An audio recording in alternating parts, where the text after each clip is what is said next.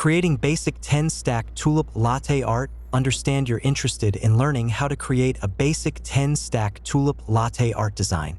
This is a wonderful skill to develop for your coffee creations. It requires a steady hand and consistent practice to achieve.